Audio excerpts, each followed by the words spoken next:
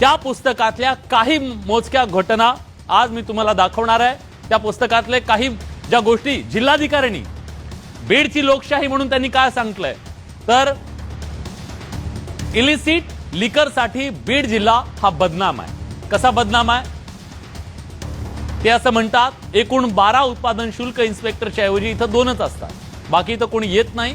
कारवाई फक्त कागदोपत्री। ढाबे आणि रेस्टॉरंटमध्ये रात्रभर दारूचा महापूर असतो। हे गुन्हेगारीची वेगवेगळी कारण बघा।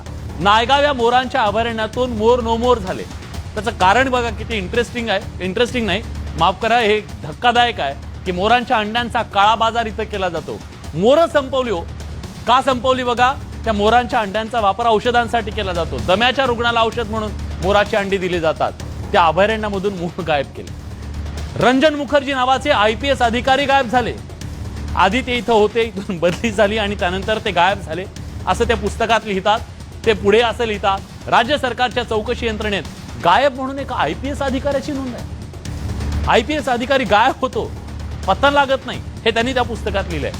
मोर्चा कुठलाही असो, कुणाचाही असो, चेहरे कायम बीडमध्ये सारखे असतात असंही त्यांनी लिहिलेलं आहे। त्यामुळे हुल्लडबाज जे आहेत ना, त्यांची एक इथं टोळी आहे आणि कायम ते आंदोलन करत असतात, खंडणी वसूल करत असतात असं त्यांचं म्हणणं आहे। बीडमध्ये तहसीलदार पदाचं काम स्वेच्छेनं कुणीच घेत नाही, कारण दमबाजी प्रत्येक अधिकाऱ्याला केली जाते। अधिकाऱ्यांना काम करणं अतिशय अवघड आहे। गोदावरी आणि सिंदफणा नदी इथून वाहते।